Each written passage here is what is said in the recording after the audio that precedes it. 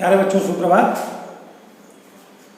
आज हम शब्द निर्माण का जो दूसरा टॉपिक है प्रत्यय, उस पर बात करेंगे। उपसर्ग का हम लोग एक वीडियो देख चुके हैं, उसके आगे हम प्रत्यय जो दूसरा टॉपिक उपसर्ग में क्या था, वह शब्दांश जो किसी शब्द के पहले लगकर उस शब्द का अर्थ बदल देता था, उसे उपसर्ग कहते थे। अब हम प्रत्यय पे बात कर रहे हैं। तो जो हमारा प्रत्यय है, सबसे पहले तो आप जान लो कि प्रत्यय का मतलब संधि विच्छेद अगर किया जाए तो होता है प्रति प्लस आय। प्रति प्लस आय, प्रति का अर्थ होता है साथ में पर बाद में। प्रति का मतलब हुआ साथ में लेकिन बाद में। आय का मतलब लगने वाला या चलने वाला। तो इसका मतलब हुआ, जो प्रत्यय का अर्थ हुआ कि किसी शब्द के बाद में लगकर चलने वाला, यानी प्रत्यय का क्या अर्थ हुआ, किसी शब्द के बाद में लगकर चलने वाला। कौन? प्रत्यय। जैसे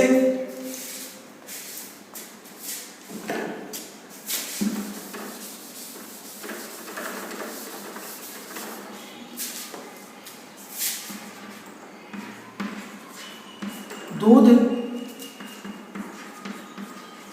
वाला, तो हम क्या बोलेंगे? दूध वाला। दूध एक शब्द था, उसके बाद एक शब्दांश हमने लगाया। शब्दांश वाला का कोई अर्थ नहीं होता, एक शब्दांश है, शब्द का अंश है। लेकिन जैसे ही दूध के बाद हमने इसको लगाया तो इसका एक नया शब्द बना, दूध वाला, उसका अर्थ निकलता है। तो इसे क्या बोलेंगे? इस पूरी प्रक्रिया को क्या बोलेंगे? प्रत्यय। ठीक है। यानी सीधा सार अगर आपसे कोई पूछे कि प्रत्यय का मतलब क्या होता है, तो आप कहोगे सर प्रत्यय का मतलब होता है किसी शब्द के बाद में या अंत में लगकर चलने वाला प्रत्यय होता है। वह शब्द या शब्दांश, वह शब्द जिसके पीछे कोई शब्दांश लग जाए और उस शब्द का अर्थ बदल जाए, उसे हम प्रत्यय कहते हैं। समझ में आ गया? आगे देखिए,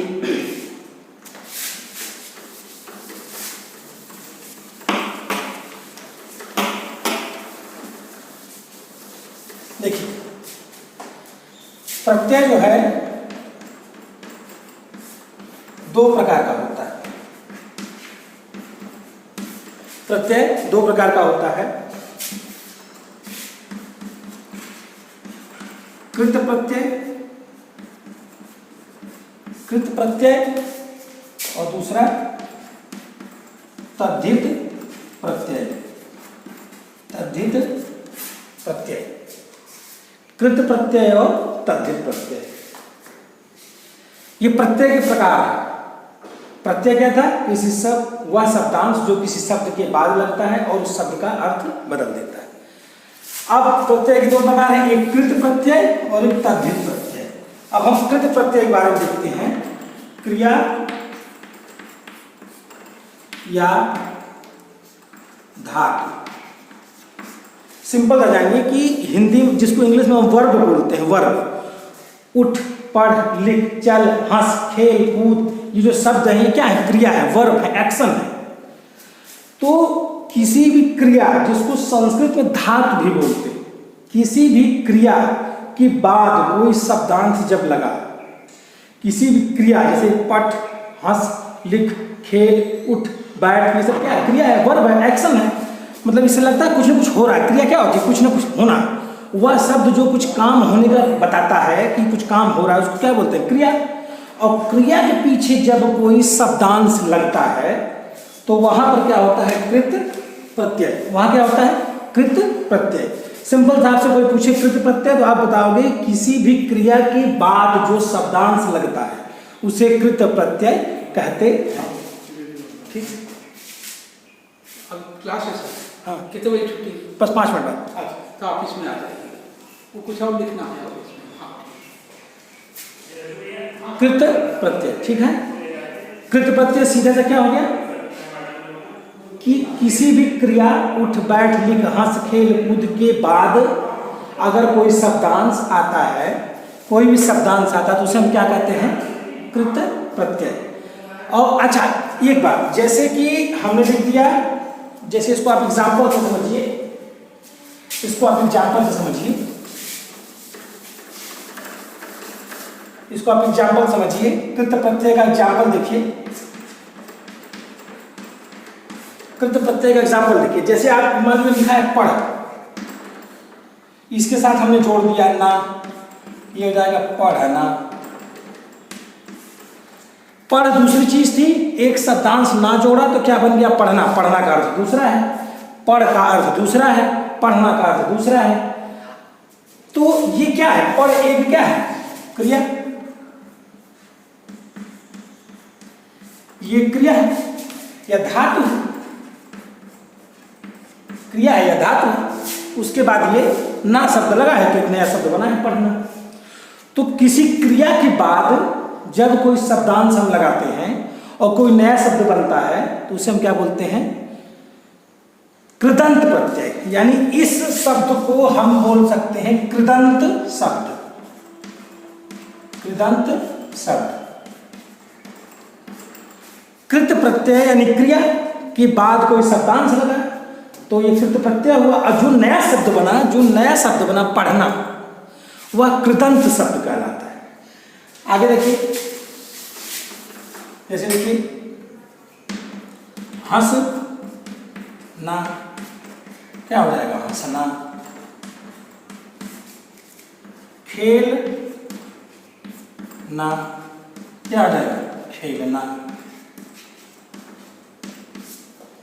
तो ये पढ़, हंस, खेल, कूद, बैठ, कूद, हंस, ये सब क्या है, ये सब क्रियाएं हैं। इसके बाद जो कोई शब्दांश हम लगाते हैं, जो नया शब्द बनता है, ये पूरी प्रक्रिया कृत प्रत्यय कहलाती है।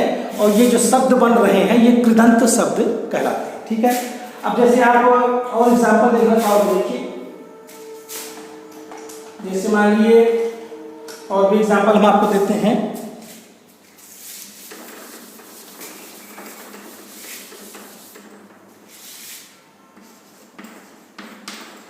उदाहरण लीजिए, जैसे जैसे मान लीजिए लिखा आपने आई, एक कृत प्रत्यय लिया आपने आई, इसके साथ कुछ शब्द लिख, जैसे लिख लिया पढ़ या लिख या कूद, तो इससे अब क्या बनेगा पढ़ाई। नया शब्द बना पढ़ाई। इस आई से इस लिख पर क्या बनेगा लिखाई। इस आई से इस कूद का क्या बनेगा कुदाई। बन रहे हैं सब ना। आई एक कृत प्रत्यय था, कृत प्रत्यय था, और पढ़ लिख कूद क्रियाएं थी। उसके बाद जब हमने जोड़ा तो जैसे पढ़ प्लस आई, तो जो नया शब्द बना पढ़ाई।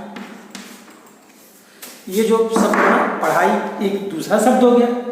ठीक है,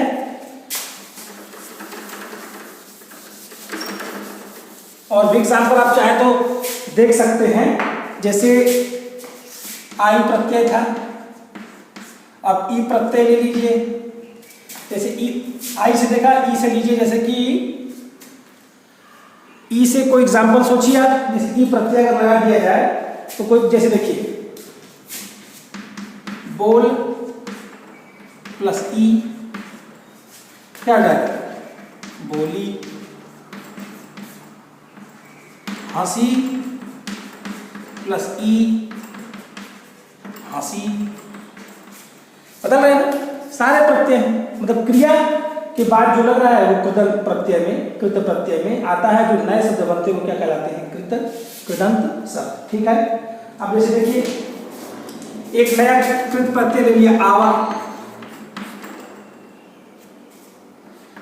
अब जैसे एक शब्द है मान लीजिए दिख प्लस आवा, तो क्या हो जाएगा दिखावा। हो गया, बोलिए दिखावा। ये दिख क्या है, एक क्रिया है। दिख तो देखने वाली बात हो रही है, मतलब क्रिया है, एक्शन की बात है।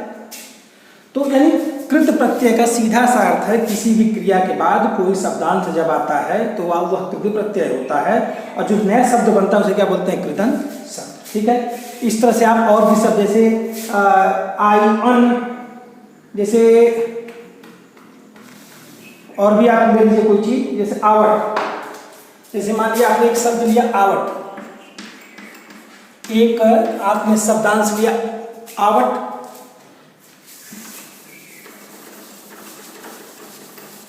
ठीक है, और उसके आगे हमने एक मान लिया शब्द ले लिया मिल, तो जो नया शब्द बनेगा वो क्या हो जाएगा? मिलावट। बना? देखिए ऐसे ही कृत प्रत्यय के और भी एग्जाम्पल आप उदाहरण किताबों में, आपके पास किताब होगी, देखिएगा, यूट्यूब से देखिएगा, और भी प्लेटफॉर्म में देखने के, कोई चीज नहीं समझ में आएगी तो पूछिएगा। अब हमारा जो अगला पार्ट है वो क्या है? तद्धित प्रत्यय। मैंने बताया था प्रत्यय दो प्रकार के हैं, कृत प्रत्यय, तद्धित प्रत्यय। कृत प्रत्यय अभी देखा, तद्धित प्रत्यय देखने जा रहे हैं। ये भी बहुत आसान सी चीज है। कृत प्रत्यय में क्रिया के बाद कोई शब्दांश आ रहा था, तद्धित प्रत्यय में संज्ञा, सर्वनाम, विशेषण के बाद अगर कोई शब्द आता है, शब्दांश आता है और फिर कोई नया शब्द बना, तो वहां कौन सा प्रत्यय होगा? तद्धित प्रत्यय। अब जैसे एग्जांपल के तौर पर आप देखिए,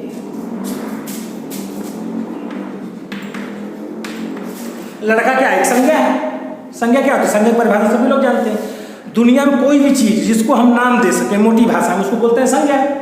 हर चीज का एक नाम होता है। तो लड़का है, ये एक संज्ञा है। इसके बाद हमने एक शब्दांश लगाया, ये बन गया लड़की। तो यहां कौन सा प्रत्यय होगा? तद्धित प्रत्यय।